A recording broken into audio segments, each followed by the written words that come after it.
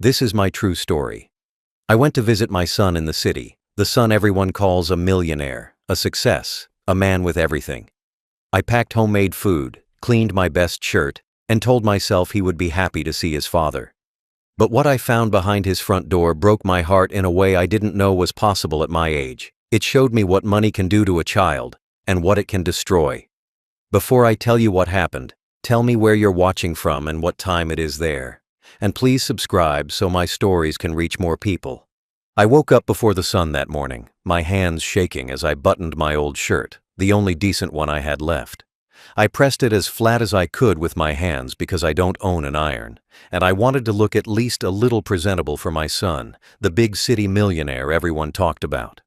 I packed a small bag with the food I cooked the night before, his favorite dishes from when he was a boy, the ones he used to ask for again and again. I knew he had money now. He could eat anything he wanted, but I told myself maybe a taste of home would still mean something to him. I put in a small gift too, nothing rich, just a simple watch I saved up for, because I wanted him to have something from me that wasn't cheap in effort, even if it was cheap in price. I held that bag like it carried my whole heart, because in a way, it did. At the bus station, people rushed past me, busy with their own lives. I stood there quietly, an old man with a worn-out bag, waiting for the bus that would take me to the city where my son lived like a king. When the bus arrived, I climbed slowly, my knees aching with each step. But I didn't complain. Pain in the body is easier to bear than pain in the heart.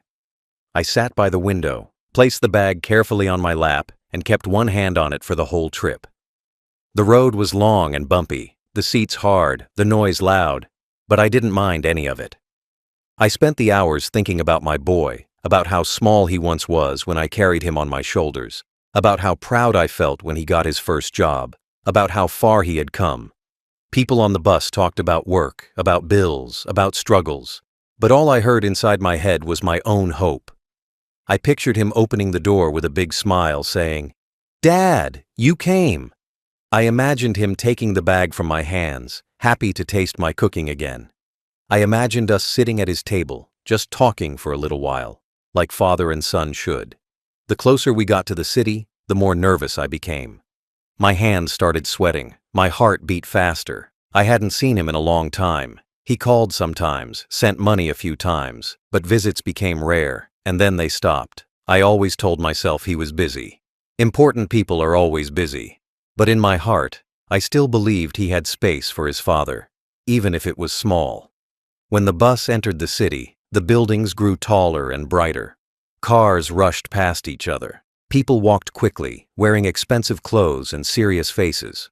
I felt small, like a piece of the village had wandered into a different world. But even with all that difference, I kept telling myself one thing: my son lives here, and if my son lives here, then this place can't be completely foreign to me. I got off the bus, my legs stiff and tired. I asked for directions to his address, and people looked at me strangely when I said his name, like they couldn't believe an old man like me was connected to someone like him. Some even smiled politely, the kind of smile that says, "You don't belong here." I walked anyway, step by step, street by street, holding my bag tighter each time I felt out of place. When I finally reached his building, I had to stop for a moment just to look at it. It was tall, clean, shining, with glass doors and security at the entrance. This was not a place built for people like me, but my son lived inside, and that gave me courage. I told the guard his name, told him I was his father. The guard raised his eyebrows but checked the list and then let me in. I could feel his eyes on my back as I walked away, probably wondering how a man like me could be father to someone so rich. I took the elevator, something I rarely do. My ears felt strange as it went up, my heart beating louder with each passing floor.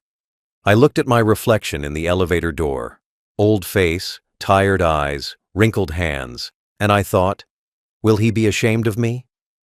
I pushed that thought away quickly because I didn't want to believe it. I told myself he would be proud, that he would see not just my worn clothes and old body, but the man who gave him everything he could when he had nothing. When the elevator doors opened, I stepped into a quiet hallway that smelled clean and expensive. I walked slowly to his door, reading the numbers carefully so I wouldn't make a mistake. When I saw his number, my heart jumped. This was it. This was where my son lived his big life. I stood there for a moment, fixing my shirt, wiping my hands on my pants, steadying my breathing. I shifted the bag in my arms and held it close one more time, like I was hugging him before seeing him. Then I raised my hand, ready to knock, carrying nothing but food, a small gift, and the hope that for one day I would feel like a father again. As I stood there in front of his door, holding my bag tight against my chest, my heart began to fill with the kind of hope only an old father can understand. I imagined the moment he would open the door. I imagined his face lighting up with surprise, his arms opening wide, his voice shouting my name with joy.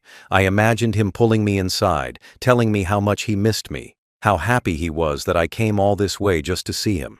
I imagined him taking the bag from my hands, smiling at the familiar smell of my cooking, saying he had not tasted food like that in years. I imagined us sitting together at a big table in his fancy apartment, me watching him eat the same meals he loved as a boy.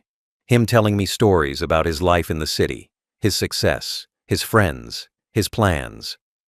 I imagined that for at least one afternoon, I would feel like I still mattered in his world. The hallway was quiet, but inside my head it was full of pictures, memories, dreams. I remembered the days I used to walk him to school, holding his small hand so he wouldn't fall. I remembered the nights I stayed awake working extra hours so he could have things I never had. I remembered the pride I felt when he told me he got his first scholarship, the way he hugged me when he graduated, the tears in his eyes when he left for the city with nothing but ambition and a suitcase. Those memories gave me strength. They made me believe that no matter how long we had been apart, the bond between us was still there, waiting to be awakened. I imagined him dragging me around the apartment, showing me every room like a proud child showing off his drawings. I imagined him telling me about his business, how he built it, how hard he worked, how far he had come, and I imagined myself standing there with my old tired hands, not saying much, but feeling proud enough to burst inside. I imagined him introducing me to his friends one day, saying, "This is my father, he raised me. He made me who I am." I imagined hearing those words just once before I died. I imagined him asking about the village, asking if I was eating well, asking if I needed anything. I imagined him offering me a place to stay the night, maybe even insisting, "Dad, you came all this way," I imagined him saying, "Stay here." And I imagined myself saying yes, feeling warm for the first time in years, feeling like I had a home again, not made of walls, but of love. I imagined waking up the next morning in a soft bed, hearing him in the kitchen making tea for me the way I used to make tea for him. I imagined us sitting at a small table together like we used to when he was young, sharing simple food and simple words, nothing fancy, just father and son breathing the same moment. I imagined him looking at the watch I bought him, turning it over in his hands, realizing it wasn't expensive, but still precious. I imagined him saying he would wear it every day. I imagined the pride in his voice when he told people, "My dad gave me this." I imagined him putting his arm around me in a photograph, smiling not because he had to, but because he wanted to. I imagined him walking me back to the bus station later, staying with me until the bus arrived, telling me to call him any time. I imagined him saying he would visit soon. I imagined hugging him before I left, feeling his strong arms around me and thinking, "This is the boy I raised."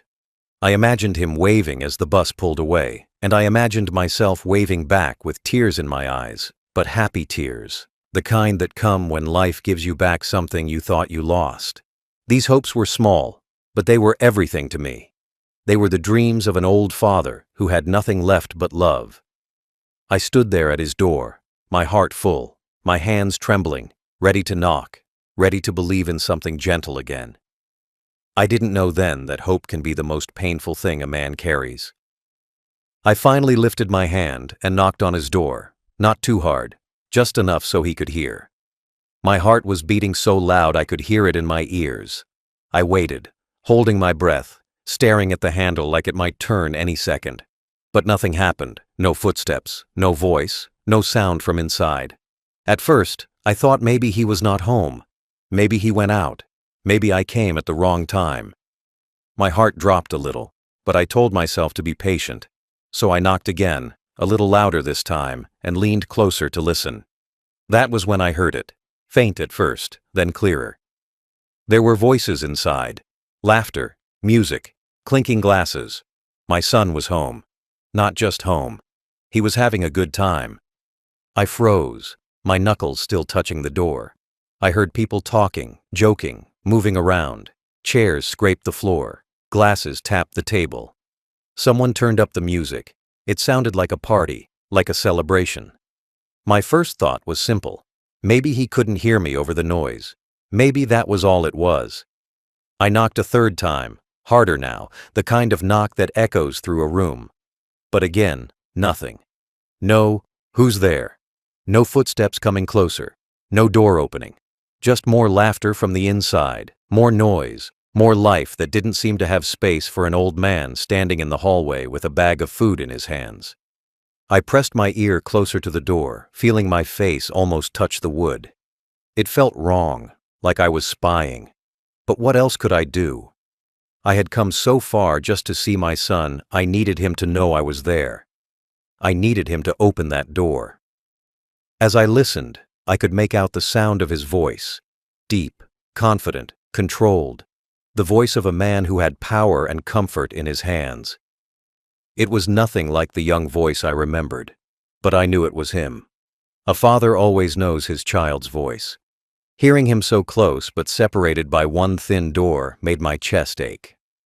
I told myself again that he probably just didn't hear me. The hallway was quiet, but inside his apartment, the sound of music and laughter filled the air. I stood straight, adjusted my shirt, and knocked one more time, putting all my hope into that sound. I waited. This time the laughter dimmed for a second. There was a pause.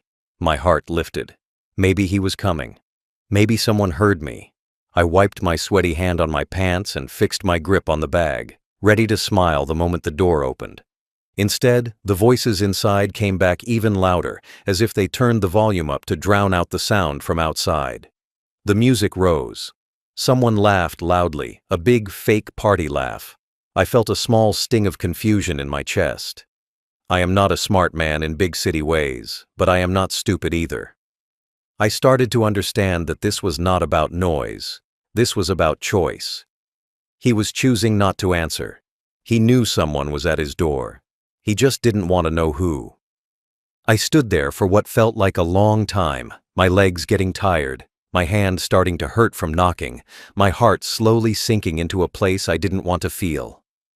The hallway felt colder now. The walls felt higher. The bag in my hands suddenly felt heavier. I thought about leaving, just turning around and going back down the elevator, back to the street, back to the bus station. But something inside me wouldn't move.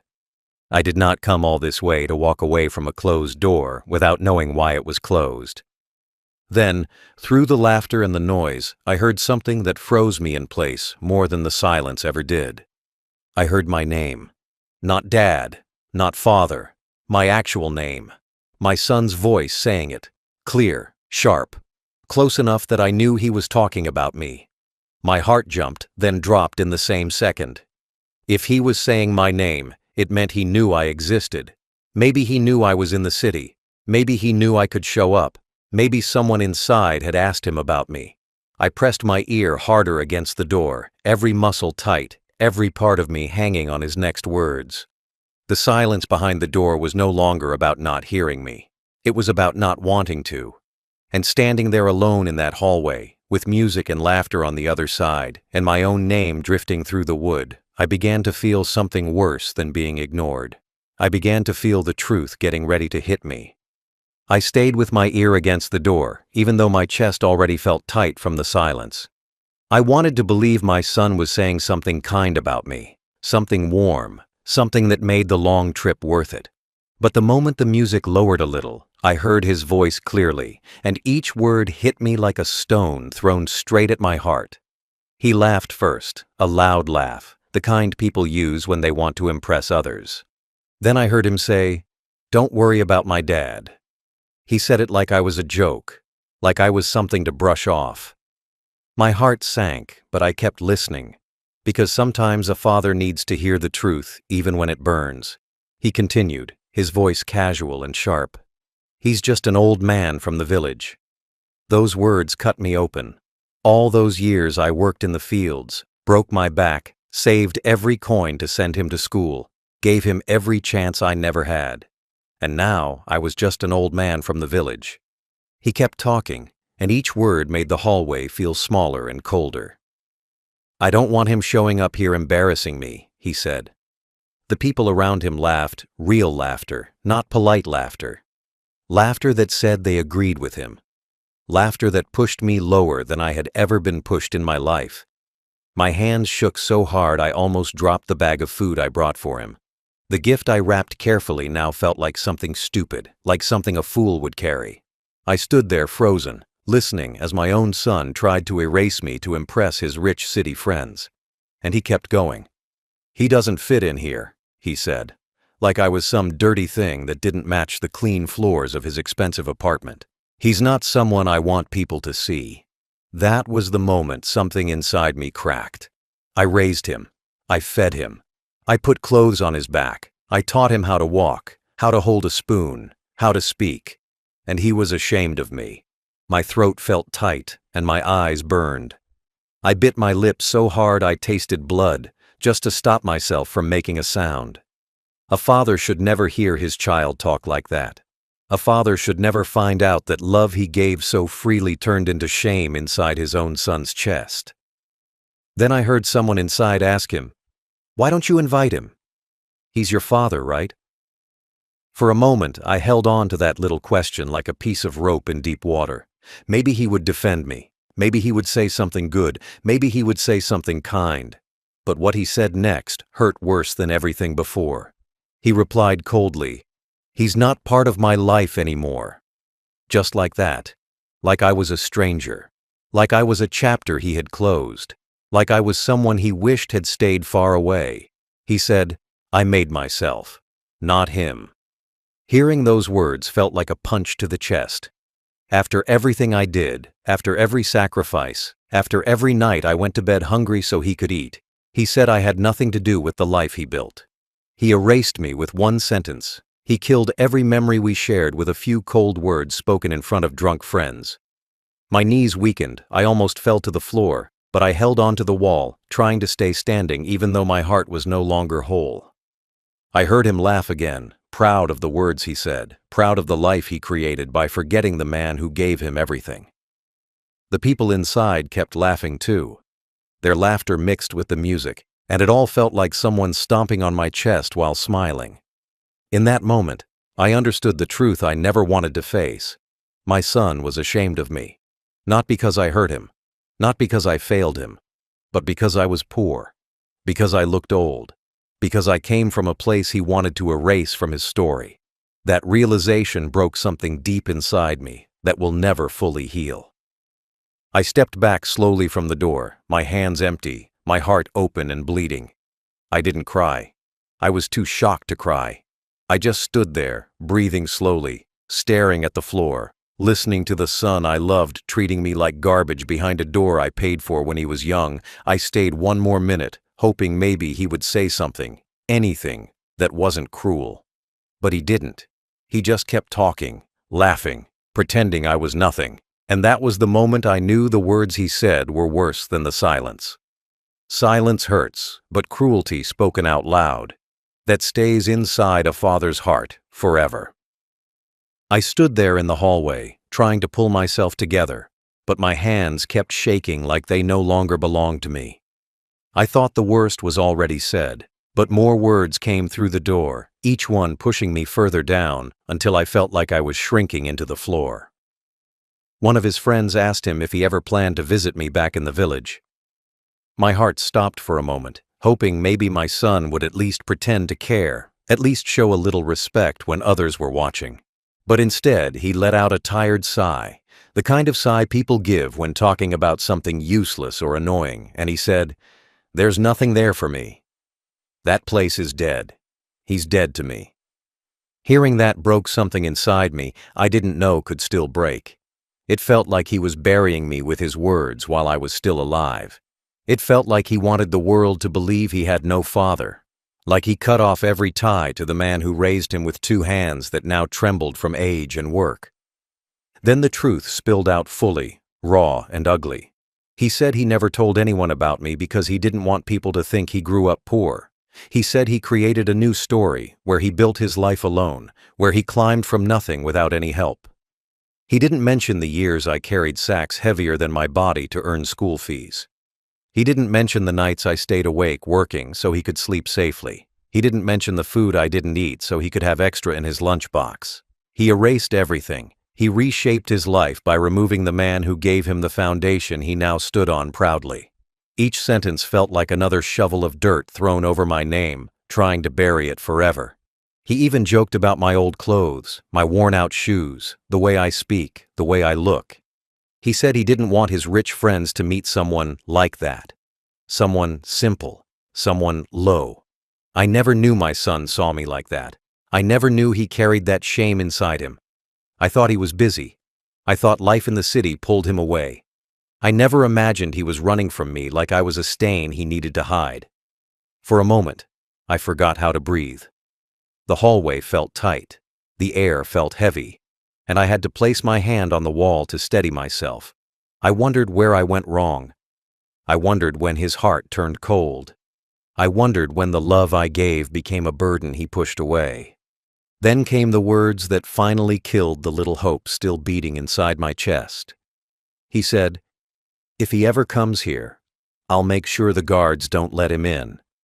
I can't have him showing up and ruining everything I built." That sentence destroyed me. My own son was planning ways to keep me away. Planning to lock me out like some stranger begging at his door. Planning to erase me completely from his future. Listening to that felt worse than any pain I have ever known. Not even hunger, not even sickness, not even the nights I slept outside as a boy. This was a different kind of pain. The kind only a child can give to a parent. The kind that sits inside the chest and hurts with every breath. And then, as if life wanted to crush me even more, the door suddenly opened a crack. Not wide, just enough for a sliver of light to hit the hallway. I held my breath, thinking maybe he opened it to check. Maybe he sensed I was there. But it wasn't him. It was a stranger leaving the party. He didn't see me standing there, and the door closed again just as fast. But in that quick moment, I saw something through the gap. His apartment, full of laughter, drinks, expensive clothes, expensive people, and my son in the middle of it all, smiling like he had no past, no history, no father. That small glimpse felt like a punch to the heart. Because in that moment, I understood the full truth. He had built a life that didn't need me, didn't want me, didn't include me. I wasn't forgotten. I was removed on purpose. I stood there silently, my body heavy, my heart empty, my soul shaking. The truth was clear now, clearer than ever. My son didn't just forget me. He replaced me. And I realized I came all this way to knock on a door that no longer had a place for a father like me. I stood there staring at the floor, my legs shaking so badly I thought they would give out under me. The hallway felt colder with every second, like the walls were closing in around my chest. I could still hear my son's laughter from inside, but now it didn't sound like my son at all. It sounded like a stranger I never raised, a man who forgot everything except his pride. My fingers loosened, and the bag I brought for him almost slipped from my hand. I held onto it tightly, as if holding it would stop my heart from falling apart. But nothing could stop the weight inside me from dropping like a stone straight into my stomach.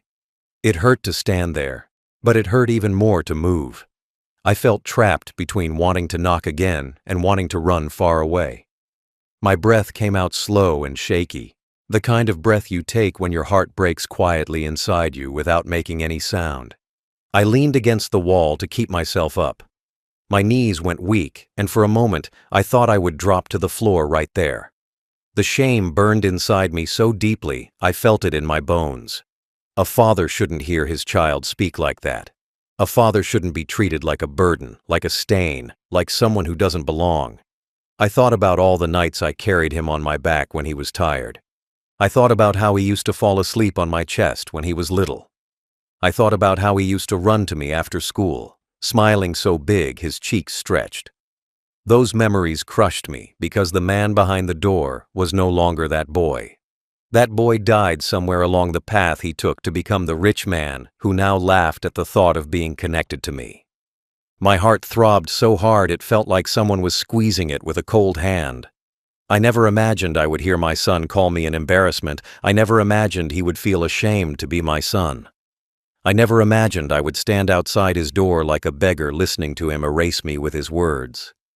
The pain sat heavy in my chest, choking me, filling my throat with a tight lump that wouldn't go away. I wanted to cry, but the tears didn't come. Sometimes the hurt is too big for tears. Sometimes the heart breaks in silence because the pain is too deep to reach the eyes. I just kept standing there like a tree cut from the inside but still standing because it doesn't know it's dead yet. Then I remembered the long trip I made just to see him. I remembered sitting on the bus with the food on my lap, dreaming of a warm hug, dreaming of hearing him say, "Dad, I missed you." I remembered the way I smiled to myself thinking about surprising him. I remembered how proud I felt when people in my village talked about him, the millionaire son who made it big in the city. They said I must have raised him well. They said he must love me so much. And now here I was, watching my pride crumble into dust at my feet. The truth hit me over and over again. My son didn't want me. Not my love. Not my presence. Not the father who gave him everything he had. I felt a sharp pain in my chest and pressed my hand there, trying to calm myself. The hallway lights buzzed above me, making everything feel even more empty.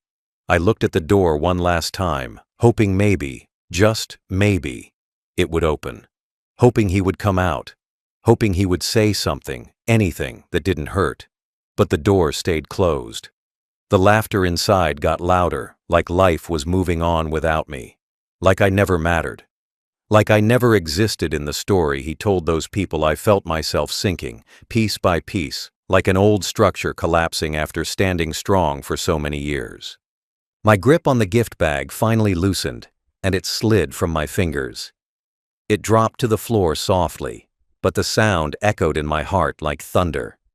I bent down slowly to pick it up, but halfway there, I stopped. I stayed bent over for a moment, gripping my knees, trying to breathe. I had never felt so small. I had never felt so alone. I had never felt so unwanted. When I stood up again, I felt like a different man, older, heavier, broken in a way no doctor could fix. I looked at the bag in my hands and realized I didn't belong there.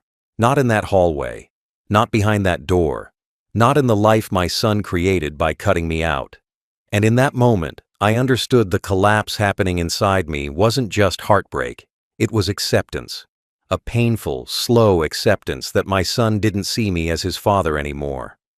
I stood in that hallway with the bag in my hands, feeling like the air around me had turned heavy enough to crush my chest. I looked at the door one more time, the door I imagined my son would open with joy. But now it just felt like a wall between two worlds. His world where he was proud, loud, rich, and shining, and my world where I was invisible, unwanted, forgotten. I held the food I brought, the food I cooked with shaking hands early that morning, hoping he would smile when he tasted it. But now the bag felt like it weighed more than my whole body.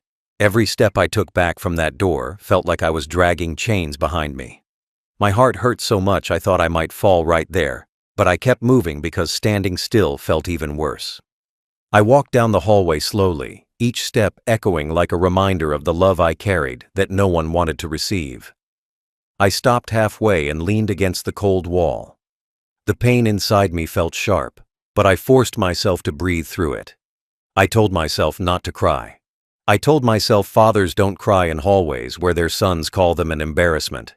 I told myself to stay strong, even though I felt like a cracked old tree ready to fall after years of storms. I looked down at the bag again, the food, the gift, the simple things a father brings when he still believes he matters. And I knew leaving them inside the building would only remind me of the place where I no longer belonged. Then I reached the elevator, and for a moment I couldn't press the button. My finger hovered there, shaking. Pressing it felt like accepting something permanent. Pressing it meant I was choosing to walk away. Pressing it meant I was letting go of the hope I carried for years. Hope that kept me alive when loneliness felt like a second skin. But I had to do it. So I pressed the button gently, and when the elevator doors opened, I stepped inside with the slow, heavy steps of a man who had aged 10 years in 10 minutes. Inside the elevator, I stood alone, staring at my reflection in the mirror on the wall. I barely recognized myself. My shoulders were slumped, my eyes looked empty, and my face looked older than ever. I saw the pain written all over me. I saw a father who tried, a father who traveled miles, a father who hoped, a father who was turned away without a word. I saw a man standing in the space between love and heartbreak, and I realized I had to let go. Not because I wanted to, but because holding on to someone who doesn't want you only destroys you slowly. When the elevator reached the ground floor, I stepped out and walked past the guard. He didn't look at me. He didn't greet me. To him, I was just another old man walking out of a place too fancy for someone like me. I walked outside, and the cold city air hit me hard, but at least it felt honest. The wind didn't lie. The street didn't pretend. The sidewalk didn't pretend I didn't exist. I walked to a small bench near the gate and sat down, letting the bag rest on my lap. I opened it slowly, took out the food, and placed it beside me on the bench. Not for my son. For myself. A reminder that I came with love, even when love wasn't returned. I sat there a long time, watching the people walk by. People who didn't know my story. People who didn't know the pain I carried inside me. I watched the building where my son lived, trying to decide if I should wait outside just to see him leave, but I knew it would only hurt more. I had already heard everything I needed to hear. I had already seen everything I needed to see. The son I raised wasn't the man behind that door. That man was someone new, someone who grew so far from his roots he couldn't even see where he came from anymore. Eventually, I stood up again. My legs were weak, but they carried me. I took one last look at the tall building, then turned away from it. I walked down the street slowly, feeling each step in my bones. I didn't rush. I didn't look back. Sometimes walking away is painful, but staying is worse. Sometimes love means stepping back when someone has already pushed you out. And as I walked, I felt something inside me settle. Not peace, not strength, but acceptance. Acceptance that my son had closed the door long before I ever knocked on it. I walked away from that building with slow steps, each one feeling heavier than the last, like I was dragging years of memories behind me. I didn't look back, not because I didn't want to, but because I knew the sight of that place would only cut deeper into the wound already tearing inside my chest. I reached the bus stop and sat on the hard metal bench, the plastic bag of food beside me, untouched, still warm, still waiting for someone who didn't want it. I stared at the cars passing, bright city lights reflecting off their windows, and I felt like I was watching a world I no longer belonged to. The city moved fast, loud, full of life, and I sat there feeling small and forgotten, like an old newspaper left on the sidewalk. I tried to breathe slowly, but each breath felt sharp, as if the cold air was slicing through the inside of my chest. My phone buzzed in my pocket, and for a moment I didn't want to look at it.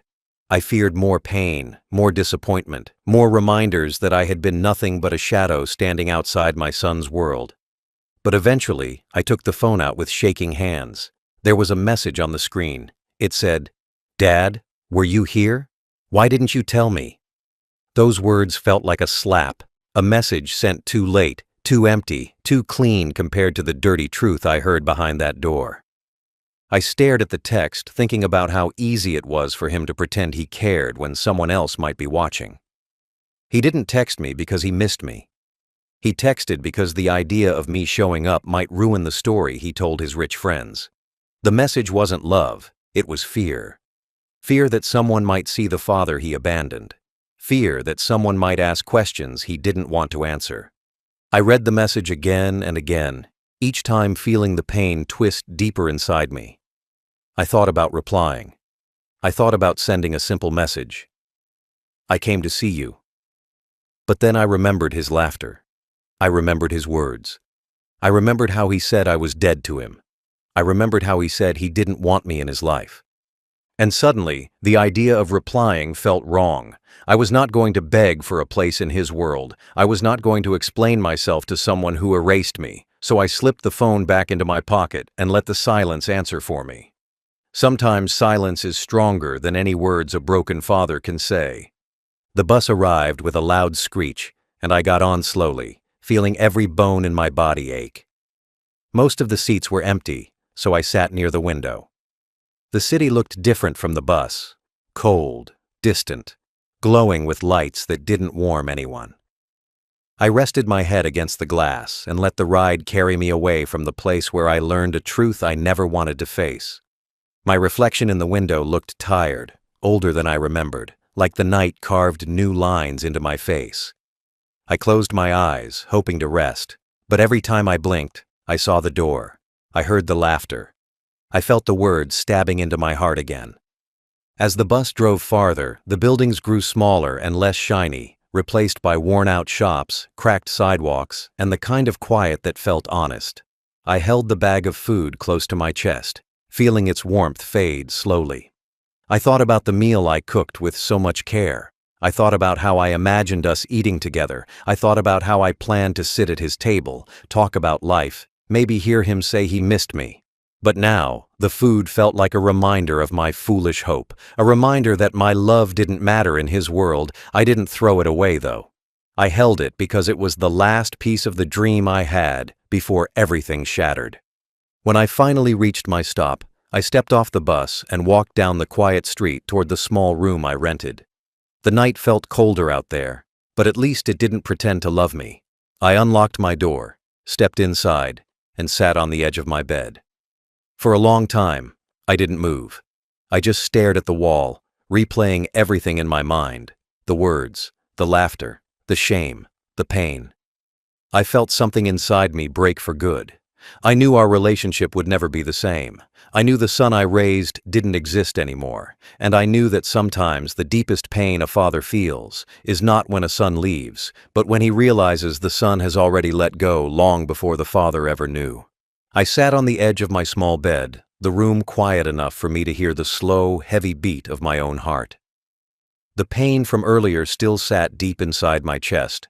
Like a rock I couldn't lift off no matter how many times I tried to breathe it away. I looked at the bag of food on my lap, the same food I carried across the city with so much hope.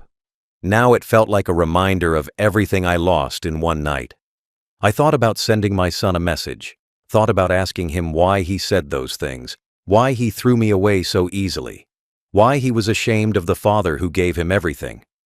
But the longer I sat there, the clearer it became. I didn't need another answer from him. He already gave me all the answers I needed behind that door. He showed me exactly where I stood in his life. And sometimes the truth hurts more when it's spoken clearly. I placed the food on the table and sat back again, letting the cold air wrap around my shoulders like a thin blanket. I stared at the wall, but it felt like I was staring through it, into the past, into all the years I spent raising him, teaching him, protecting him, hoping he would grow into a man who remembered where he came from. I realized then that love alone is not enough to hold a family together. A father can give everything: time, sacrifice, strength, love. But if a child decides to forget, the father becomes nothing more than a shadow, standing outside a locked door. I wiped my face with my hands, not crying, just tired. Tired in a way only a parent can understand. The kind of tired that comes from loving someone who doesn't look back. That night, I knew I had to make a decision. Not for him, but for me. I couldn't keep breaking myself trying to fit into a place where I was clearly not wanted. I couldn't keep holding on to a version of my son that no longer existed. He moved on from me long ago, and all I did was hold on to memories while he erased me piece by piece. So I decided something simple, something painful, something honest. I would stop chasing a son who didn't want to be found. I would stop waiting for a message that didn't carry love. I would stop letting my heart depend on his silence. I would let him live the life he chose, even if that life had no place for me in it, not out of anger, but out of acceptance. I stood up slowly, feeling my knees crack under the weight of age and sorrow. I walked to the small window and opened it a little, letting the cool night air brush against my face. Outside, the street was quiet, a few streetlights flickering like they were tired too. I breathed in the air, trying to calm the storm inside me. And as I stood there, I understood something important. Sometimes the only way to protect your heart is to step back from the people who hurt it, even if they're your own blood. I told myself that moving back from him didn't mean I stopped loving him. It just meant I loved myself enough to stop bleeding for someone who didn't care if I was hurting. I closed the window, walked back to the table, and sat down again. I took the food out of the bag, placed it on a plate, and ate it quietly. Every bite tasted different than I expected. Not like comfort, but like closure. This was the food I made for him. Food I wanted to share with him. But eating it alone reminded me of the truth. Sometimes the people we raise grow into people we no longer recognize. And sometimes those people forget the hands that fed them. After I finished eating, I cleaned the table, put away the leftovers, and washed the plate slowly, letting the warm water calm my shaking hands. By the time I dried the plate, my decision felt settled inside me, heavy but steady. I sat on my bed again, turned off the lights, and closed my eyes. The room went dark, but it was a peaceful kind of darkness. The kind that gives rest instead of fear. I whispered to myself, not to him, not to anyone else. Enough. Enough hurting. Enough hoping. Enough waiting. It was time to live my life, even if that life was simple, quiet, and alone. It was better to walk through life with honesty than to stand outside a door full of lies. The next morning, I woke up before the sun. The room still dim, the air cold enough to make my bones ache. I sat on the edge of my bed for a long moment, letting the silence settle around me like a thin blanket. My mind drifted back to the night before, the words I heard, the shame I felt, the way my heart cracked open in that hallway. I tried to take a deep breath, but even the air felt heavy, as if the pain from yesterday had followed me into the new day. I stood up slowly, stretching my stiff back, and looked around my small room. It wasn't much, but it was honest. No fake smiles, no hidden voices, no doors that stayed closed in my face. Just 4 walls that held me without judgment. I walked to the sink, splashed water on my face, and stared at my reflection in the small, cracked mirror. My face looked older, worn, tired in a way no sleep could fix. I saw lines that weren't there years ago, lines carved by years of hard work, years of loneliness, years of trying to be a good father. But as I kept looking, I also saw a kind of strength I didn't notice before. Not loud strength, not proud strength, but quiet strength. The kind that grows in men who survive hurt after hurt and still wake up the next morning. I placed my hand on the mirror, right over my reflection's heart, and whispered in my mind, "You did your best." Because I did, I gave everything I had, and a father cannot do more than give everything. I sat down at the table and ate a little of the leftover food. It tasted different today. Simpler, softer, like the weight of last night had drained the flavor from it. Still, I ate slowly, reminding myself that life didn't stop because my heart was bruised. The world didn't stop turning because my son turned away from me. I had to keep moving too, even if each step hurt. As I chewed, I let my thoughts wander back through my life. The nights I worked late so he could study. The mornings I left home early just to save enough money for his school fees. The small sacrifices I made without thinking. I remembered how proud I felt the day he left for the city, how I walked home smiling even though my pockets were empty. I remembered telling everyone in the village that my son was going to achieve great things. I remembered the pride in my chest when I heard he became a millionaire. And then I remembered the crushing pain of hearing that same son erase me from his life just to shine in front of others. After breakfast, I stepped outside and sat on the small bench near the door. The morning air was cold but honest. I watched people walking to work, kids running to school, old men sweeping the street. Life was simple around me. Nothing fancy, nothing shiny like the world my son lived in. But for the first time in a long while, I felt like I was exactly where I belonged. Not because I wasn't good enough for his world, but because his world didn't know how to value someone like me. Someone who loved without conditions. Someone who gave without expecting praise. Someone who remembered where he came from. My heart still hurt, but the pain felt clearer now, like a wound that finally started to close. As I sat there, I thought about the message he sent. Those words, "Dad, were you here?" floated in my mind again, but they no longer twisted inside me like a knife. I realized something important. He wanted me in a way that cost him nothing. He wanted to look like a good son without being a good son. He wanted the image, not the responsibility. And I finally understood that answering him would only open the door for more hurt. So I made peace with my silence. I made peace with letting him live his life while I lived mine. Maybe one day he would feel the emptiness of the path he chose. Maybe one day he would remember the father who raised him. But that was not my hope anymore. A father can hope for many things, but he cannot force love where love does not live.